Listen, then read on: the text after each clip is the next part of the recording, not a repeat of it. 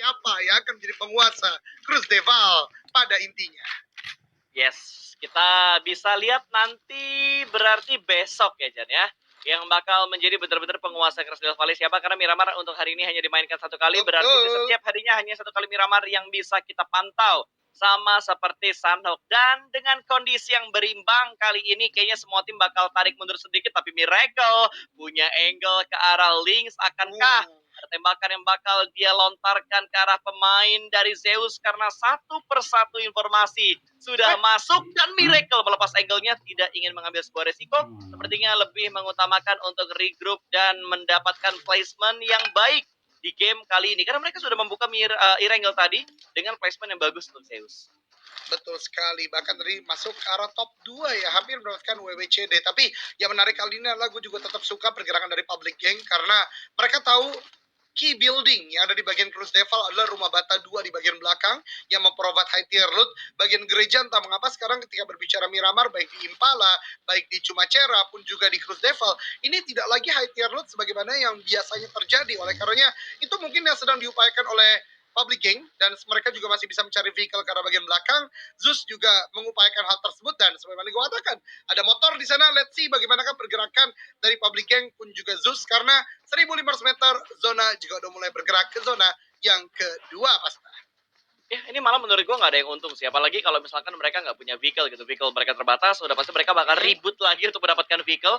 Jadi ini fight yang menurut gue akan cukup panjang gitu antara Public Gang dan juga tim Zeusnya sendiri. Jadi ada motor itu untuk baru satu tim doang. Yang lainnya kayak dari Public Gang mereka belum mendapatkan vehicle sama sekali. Morph bahkan kalau kita berpindah ternyata sudah cukup cepat untuk menuju ke checkpoint yang berikutnya lagi. Ini Morphnya agak berbeda ya. Checkpoint yang mereka tentukan berbeda karena mungkin dari segi playernya juga jauh berbeda dengan Morph pada masanya dulu. Betul, ada Harvest, Leo juga baru banget, dan gue seneng banget udah mulai banyak tim-tim yang memaksimalkan bagian scrapping tengah ini. Ini adalah strategi di PPLC yang biasa dilakukan oleh FaZe Clan, tapi kali ini Jack West udah mulai melakukan pengamatan karena Maruzama, dua tim yang mempunyai harapan sama, harapan besar yang sangat identik untuk kembali bermain di PMPL. Kingun terkena damage yang cukup besar, tapi belum ada knockdown yang bisa diberikan oleh Mor. Tapi setidaknya mereka ngamanin kompon ini milik kami. Tapi Kenneth entah mengapa terlalu nekat, menurut gue terlalu nekat, bahkan terlalu open kali ini turun ke arah bagian rumah bata. Ditembaki dari bagian kanan dia terus menerus, tapi Stickly belum melakukan sebuah pergerakan. What happened? Dia AFK doang di dalam sebuah mobil, tapi akhirnya keluar. Ini dia momentum antara Maruzama dan Mor Team kali di Pasta. Oke, mungkin hanya ngebuat greget doang supaya lebih seru kali ya. Tapi ada granat dari seorang Stickly ini, matang banget. Granatnya bakal dilempar untuk jarak dekat dan splash dia bisa masuk. Kenneth kehilangan sedikit darahnya dan Stickly dipaksa untuk mundur ke bagian belakang, kembali menuju ke arah sebuah lower ground. Ada lemparan granat dari seorang Spawn dan splash damage yang masuk ke arah seorang Stickly, tapi belum mampu untuk menumbangkan anggota dari Morph. Tim lemparan berikutnya juga masih belum mampu, tapi ternyata dari Morph mereka semakin dekat dan semakin menekan karena Maruzama juga melakukan hal yang sama, tapi kontrol yang dilakukan oleh kedua tim ini sama-sama menguntungkan antara high ground dan lower ground dan juga cekungan yang mereka dapatkan sementara ini. Betul, tapi ini Maruzama ganti gameplay banget. Mereka agresif banget sekarang untuk melakukan sebuah push. Bahkan ada flank dari bagian kanan. Stickly belum menyadari flank ini. Kalau berhasil seorang Kingu melakukan flank, ini berbahaya banget. Tapi dari Maruzama masih mendapatkan gempuran cukup banyak dari Morph Team. Dan ini dia Kingu sudah mulai bergerak terus menerus. Stickly udah mulai terpantau, tapi Stickly ternyata melihat justru ini menjadi sebuah kebalikan yang tidak baik bagi Maruzama. Bahkan satu player Maruzama ter-take down. Morph menang secara kuantitas. Vehicle mereka gunakan untuk melakukan regrouping. Dan kalau Maruzama tidak melakukan sebuah regroup yang cepat, ini berbahaya banget. Karena Kingu tidak pakai vehicle, dia ada di bagian lower ground, dan tidak mudah untuk mendekat ke arah teman-temannya nih, Pasta. Betul, tapi pergerakan dari Morph begitu percaya diri akan ada granat dari seorang Chill. Satu tumbang dari Morph Team kali ini, tidak ada backup yang dilakukan oleh seorang Harvest karena sedang berada di bagian luar dan memainkan pintunya lagi dibuka tutup kali ini dari seorang Chill. Memainkan granat berikutnya dilemparkan ke bagian depan, meletup. Tidak mendapatkan korban yang kedua, tapi Stickly low HP mungkin bakal bleeding out, namun masih bisa disentuh oleh seorang Harvest. Tapi granat berikutnya bakal dilemparkan dan membuat Stickly pulang ke arah lobby. 3 atau bahkan 4 granat yang dimainkan dari seorang Chill benar-benar membuat pertahanan dari Morph hancur kali ini. Korban berikutnya bakal tumbang, double pick, triple pick diamankan, dan Morph pulang sudah perjalanan mereka di game yang kedua. Habis Chicken, terbitlah Tusun. I don't know man, gue gak ngerti apa yang dilakukan Morph tadi. Itu merupakan sebuah repetitif yang membuat mereka benar-benar udah di diantisipasi oleh Ciel dengan sangat sempurna. Dia tahu ada upaya revive tadi, tidak ada sebuah upaya backup dari bagian luar, tidak ada keluar dari bagian compound ini. Menurut gua tadi gerakan yang sangat-sangat sia-sia dan akhirnya membuat Morph terkena imbas yang sangat-sangat merugikan. Tapi setidaknya Morph memulai hari dengan chicken dinner, jadi poinnya masih cukup besar. Tapi memang Maruzama yang tadi gua katakan Pasta, mengubah gameplay mereka menjadi sangat agresif. Karena kita tahu di PMPL season kemarin Maruzama cenderung pasif dari gameplaynya. Tapi lihat mereka sekarang, Ciel benar-benar menjadi sebuah ujung tombak Nate yang berbahaya dari Maruzama. Betul, itu setup granat yang menurut gua on point banget dan timingnya juga bagus banget dan bener-bener bisa mengurung pergerakan dari Morph Team loh. Sorry, dari Maruzamanya. Maruzama seakan-akan kayak emang udah bener-bener digiring, terus tiba-tiba digiring balik lagi sampai akhirnya Morph yang dipulangkan ke arah lobby, jadi saling menggiring malah jadi brooder sendiri buat Morph Teamnya. Iya betul banget. Kalau di awal tadi Maruzama yang tertake down terlebih dahulu, kemudian ada flank juga tadi yang coba dilakukan oleh Maruzama, tapi ternyata ya itu dia permainan yang sangat baik lah dari Maruzama bisa kita katakan ya, dan membuat mereka bisa memenangkan fight tadi. Namun zona kedua sudah mulai pop out. Kali ini ada di bagian tengah adalah sekitaran power grid, jadi menguntungkan untuk tim kuda terbang menurut gue karena mereka memang melakukan loot di bagian sana, kemudian juga supply bank juga cukup diuntungkan karena masih cukup tengah. Let's see, karena biasanya kalau kita biasa membahas zona ketiga lah reduksi circle terbesar, tapi entah mengapa di kompetitif scene kali ini atau di beberapa waktu terakhir, ini end game-nya mulai nampak di zona keempat. Siapa yang bisa kontrol zona keempat, biasanya yang akan mempunyai posibilitas lebih tinggi untuk mendapatkan kemenangan lah di game tersebut. Kalau menurut lu gimana, Pasta? Yes. Kalau gue lebih ke arah tim yang lebih cepat ngontrol zonanya sih. Terlepas dari zona berapapun itu, tapi kalau gue biasa bilang itu zona 3 ke atas. Karena biasanya zona ketiga ke atas tuh kita baru bisa sedikit memprediksi lebih dalam lagi kira-kira ending circle-nya bakal ke arah mana. Tapi untuk tim yang kontrol zona lebih cepat, menurut gue potensi WW3-nya bakal lebih besar karena ini Miramar cuy. High ground control yang bisa dimainkan tuh banyak banget dan terrain-terrain yang bisa mereka mainkan tuh banyak banget juga. Ada banyak tempat yang bisa dijadikan counter-counternya juga, tapi gue lebih berpendapat untuk tim yang bisa mengontrol zona lebih cepat dibandingkan tim lain, mereka bakal mendapatkan keuntungan yang lebih dibandingkan tim-tim yang lainnya lagi. Tapi pas gokil banget, DG disiplin banget loh. Dia ngelihat pergerakan Cowboy Roar, tapi nggak ada tembakan yang dilakukan. Karena mereka memang masih berada di luar zona juga. Tapi Cowboy Roar, what happened? Mengubah Masih jalur ngecek. rotasi mereka untuk Wait. menuju ke arah bagian DG. Tapi DG Tembak belum nggak ada sih? melakukan tembakan juga. Wow, ini Belum. apa yang terjadi ya? Kedua tim ini benar-benar stabil aja begitu, Pasta. Tapi DG disiplin banget loh. Mereka nggak nembrak lagi lah, nggak nembak sama sekali. Ini sebuah kedisiplinan yang benar-benar bagus banget. Bahkan dari seorang Okta sudah melihat pergerakan dari pemain Cowboy yang belum ada tembakan juga dari seorang Okta dengan kar yang ada di tangannya dia masih belum dilemparkan, masih belum ditembakkan untuk tembakannya ke arah pemain dari tim Cowboy dengan kekerannya kembali. Tapi smoke udah di pop out, berarti dua tim ini udah saling tahu berarti. Makanya dari Cowboy dia nggak langsung buru-buru untuk menuju ke bagian circle, tapi mereka bakal menjaga dan membatasi pergerakan dari DG terlebih dahulu. Ya, dan sebagaimana tadi yang kita bahas sebelumnya, seperti diaminkan oleh para tim, mereka nggak mau untuk lambat mengontrol bagian zona ketiga ke atas. Terbukti pergerakannya udah cukup masif. Kita lihat bagaimana MKS, BMW bergerak beriringan, kemudian Zeus dan juga GPX. Dan kalau gue lihat, GPX ini diuntungkan banget karena titik tertinggi di bagian Miramar mereka mainkan semuanya, bahkan punya Sinon juga di bagian bawah, jadi jangkarnya ada.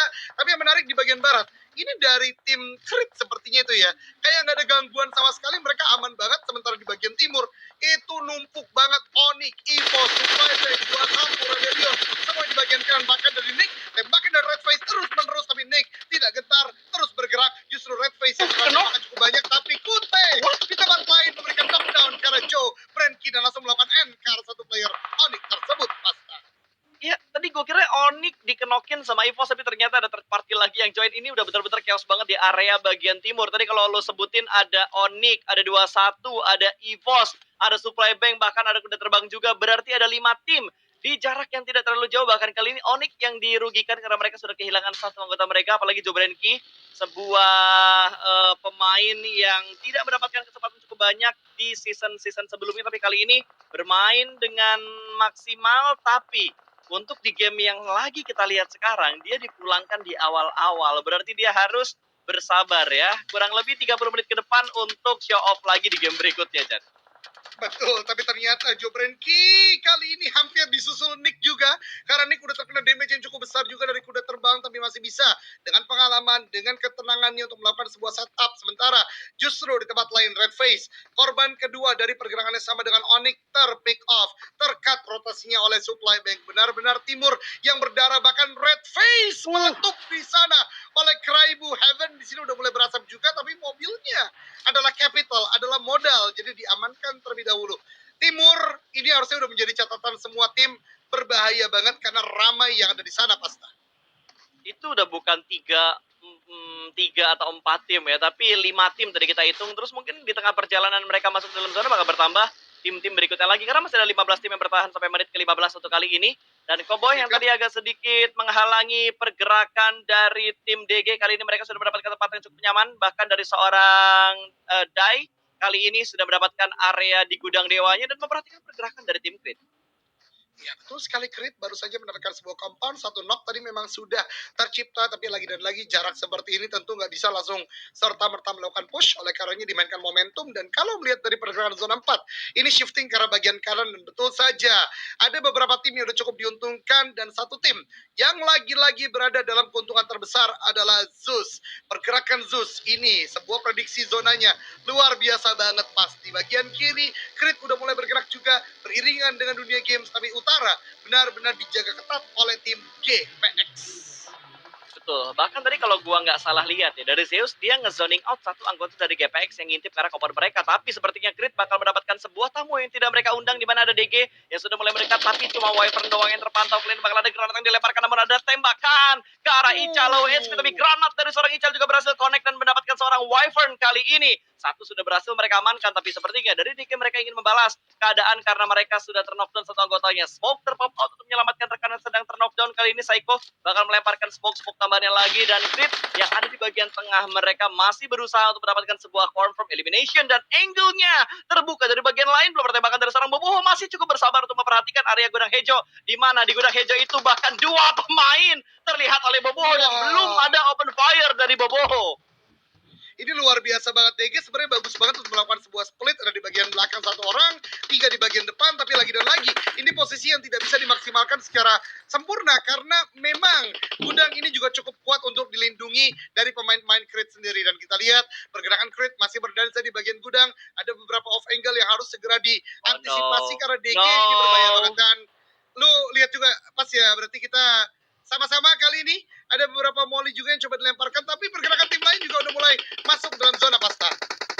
Betul sekali. Bahkan dari Cowboy yang tadi sudah bertemu dengan DG, kali ini bertemu lagi, tapi sepertinya dari DG cuek bebek dengan apa yang ada di belakang mereka. Bunyi-bunyian vehicle bakal dicuekin karena mereka lagi fokus bener-bener untuk melawan Creed yang ada di depan mata mereka. Tapi gue salut banget sama Boboho yang bener-bener disiplin banget, gak langsung memberikan tembakan dan memberikan backup ke arah teman yang ada di bagian depan untuk memberikan backstep yang maksimal ke arah tim Creed. Yap, kita masih melihat sekarang ada sebuah need utility kembali lagi dilontarkan, dan kita ketahui bersama perang antar kompon seperti ini justru sebagaimana pembahasan Pasta di game pertama, nggak boleh untuk open badan terlalu banyak. Utility adalah kunci. Kali ini aimbot kembali lagi mengcook need-nya, coba lempar ke depan, tapi pemain DG justru ada di bagian kanan, jadi agak sulit tentunya untuk bisa terpick dengan need yang dilemparkannya di tempat lain dari PG Public Gang. Satu persatu udah mulai tumbang juga, berarti benar-benar banyak sekali rotasi yang coba dibangun oleh masing-masing tim. Tapi lagi dan lagi zona 4 sudah mulai sedikit tempat yang bisa dimainkan, bahkan tempat lain. Evos pulang ke lobby dengan penjagaan Maruzama dengan sangat baik, Pasta.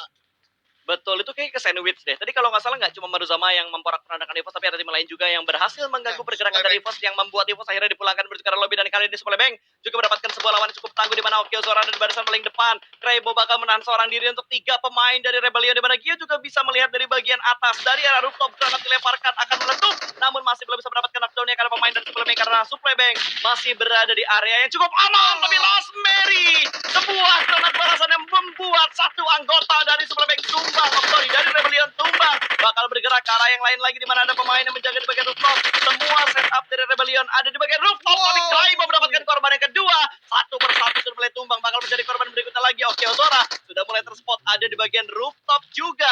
Matoy dan juga teman-teman suplemen yang lainnya nggak gentar untuk mematikan pergerakan dari arah Rebellion. Kali ini Retno kembali terjadi, Gio-nya berhasil diselamatkan, tapi satu anggota dari Rebellion yang lainnya kembali ditumbangkan.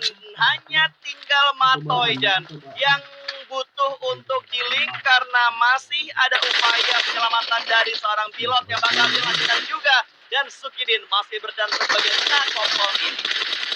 Yap, 2-on-1 dan Tumbang? Supply Bank tumbang diratakan dengan permainan Rebellion. Rebellion dari awal memang punya keuntungan dengan bermain di bagian atap-atap dari compound ini, tapi tadi sempat dibaliskan dengan cukup baik dari Supply Bank dengan nade yang digunakan, tapi momentumnya tetap bisa dimaksimalkan Rebellion dengan cara melakukan revive dan healing satu sama lain. Tapi satu momen yang tadi gue lihat bagus banget dari Rebellion adalah tukar-menukar dari player, tapi baru sama tabrak langsung dari bagian kiri bawah, ditembaki oleh NCB, tembaki oleh Zeus, udah terbang juga menembaki Maruzama, nekat banget masuk dari sana pasta. Gila, itu rotasinya like a boss, dan akhirnya satu pemain mereka tumbang, bahkan dua pemain mereka tumbang, kali ini 3 tumbang. Sudah ter-knockdown satu persatu, tapi Maruzama masih bisa bertahan dengan dua pemain mereka saat ini. Di bagian lain BMW juga sudah bisa memperandakan formasi dari kuda terbang. Ada yang dipulangkan ke bagian lobby, tapi dari kuda terbang mereka masih melanjutkan. Mereka bertemu dengan tim Rebellion di bagian bawah. Gio pun tumbang. Rebellion berhasil digugurkan oleh kuda terbang, dan saat ini 11 tim tersisa dengan 32 orang yang masih bermain. Betul banget, tapi kuda terbang tentu tidak akan mudah untuk masuk karena ada Onyx yang menjaga di bagian depan. Leon bahkan sempat terspot sedikit. Di tempat lain Maruzama juga ternyata masih ada Spawn V yang masih bertahan dalam zona. Leon mendengar ada pergerakan tim lain, tapi tabrakan diberikan oleh Boboho ke arah satu knockdown player. Ingin mencoba melakukan sebuah finish tapi belum berhasil. Boboho akhirnya berhasil untuk mendapatkannya 5 elimination sudah dikumpulkan. Namun lihat banyaknya open field, tidak banyak compound, bahkan MKS juga tersisi dari game kali ini. Kuda terbang pun pulang ke lobby. Negi dari bagian belakang, terus menembak ke bagian bawah. Water takedown luar biasa. Permainan dari Okta, bahkan ini crossfire. Setidaknya Boboho tidak akan terbackstab dari tim TN Cowboy Rock. Luar biasa permainan DG kali ini, Pasta. Men, Okta bisa dibilang menjadi MVP untuk DG kali ini karena berhasil menyelamatkan posisi dari seorang Boboho. Bahkan satu anggota dari tim Cowboy gak bakal punya ruang gerak yang terlalu banyak, dan di bagian lain dari public yang juga sudah dipulangin karena lobby, dan Boboho dengan supresornya tidak terdeteksi, menambah pundi-pundi elimination untuk dunia games. 7 elimination dan 6 tim tersisa di menit ke-21. Betul sekali, tapi ini dia Boboho dengan smoke yang sudah dikeluarkan akan melakukan sebuah setup terlebih dahulu karena butuh untuk melakukan full healing. Dan lihat Pasta, GPX ini benar-benar diuntungkan. Sinon jangkar di bagian lower ground, di bagian atas ada Heaven dan juga KP, bahkan 2-1 dalam perjalanannya. Jisun ter-takedown, revive harus segera dilakukan, sementara Zeus yang tadi diuntungkan kompon harus bergerak juga, pun juga BMW dan juga Onyx dari bagian tenggara. 3 tim ini akan bergerak dalam waktu yang tidak terlalu mepet antara keduanya. Ada yang mendekat. Mercy bahkan keluar dari arah play zone karena agak sedikit obat pergerakan yang ada spray dari 3 pemain BMW dan tumbang satu pemain dari tim Zeus. Mercy tumbang, namun trade knock mereka alami, dan kali ini Flux yang akan berupaya menyelamatkan satu rekan dia. Tapi ada through the smoke dari Kopinli untuk mendapatkan sebuah knockdown lagi, namun masih belum bisa mendapatkan korban berikutnya. Tapi sepertinya dari BMW mereka bakal rehat untuk masuk ke dalam zona mengitari barisan sebelah kiri karena tidak dijaga oleh pemain dari GPX. Sinon sudah mulai terspot, ada smoke yang di pop out oleh seorang Elder yang menjadi 2 pemain terakhir dari Zeus saat ini. Ya, ini luar biasa banget dari BMW bisa masuk, walaupun satu orang tadi harus dipulangkan ke lobby karena memang itu menjadi sebuah sacrifice. Setidaknya 2 orang bisa masuk, sementara Zeus sekarang yang paling lambat untuk masuk udah menjadi pengamatan sempurna bagi GPX, dan bahkan demi tembakan diberikan bahkan FJ dari 21 yang dapatkan pemain dari Zeus. Sementara KP diberikan tugas besar untuk menjaga pergerakan BMW, dan GPX benar-benar sebuah angle dia jaga. Elder nggak bisa bergerak, Lynx coba fight dengan FJ, tapi keduanya masih berada di bagian luar zona kali ini, Pasta. Betul, yang tadi gue kira GPX nggak bakal ada yang nge-backstep, tapi ternyata BMW berhasil mendapatkan area belakang dari GPX. Ini bisa aja memberikan backstep, tapi KP dong. Dengan ketelitian dan juga pendengaran yang bagus, langsung mengamankan area high ground-nya supaya GPX gak ke backstep oleh tim BMW. Dan dari angle-nya KP harusnya dia bisa mendapatkan 2 anggota dari BMW. Akankah ada tembakan dari seorang KP kali ini karena Flux juga langsung naik ke bagian atas sedikit tertutup, tapi sepertinya bakal langsung terspot oleh Elimination Fit, di mana kali ini Zeus dipulangkan karena lobby tinggal 2 tim tersisa antara GPX dan juga tim BMW.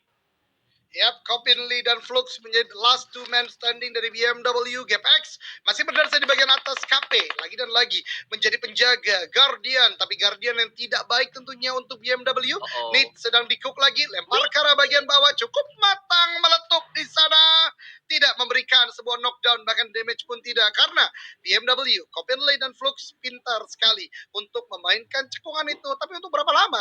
Karena zona terus mendorong, dan sebentar lagi akan berhadapan dengan Heaven pun juga Sinon yang sudah clearing area di bagian bawah. Betul, dan circle juga tertuju karena 2 pemain dari GPX. Ini mungkin KP bakal menjadi sebuah informan, tapi ada tembakan dari seorang Flux karena 2 pemain dari GPX. Kalau gue jadi GPX, gue nggak bakal try hard untuk fight ini. Gue bakal, ya udah sabar aja di dalam zona, karena zona udah menguntungkan ke arah GPX sendiri. Tapi granat dari KP berhasil mendapatkan seorang Flux. Last man standing ini akan membuat KP lebih percaya diri dari tembakan dari GPX. Dan winner chicken dinner diamankan oleh GPX di game yang kedua untuk di Miramar kali ini. Yap, datang dengan 2 player XBMPL, bermain sangat luar biasa. Kemarin juga finish dengan posisi yang cukup baik di bagian qualifier, bermain yang on point, high ground control yang luar biasa, terutama KP. Bagaimana tadi pengamatan Nate-nya, bagaimana kepercayaan dirinya untuk melakukan fight ke arah bagian bawah. Winner chicken dinner yang manis, tapi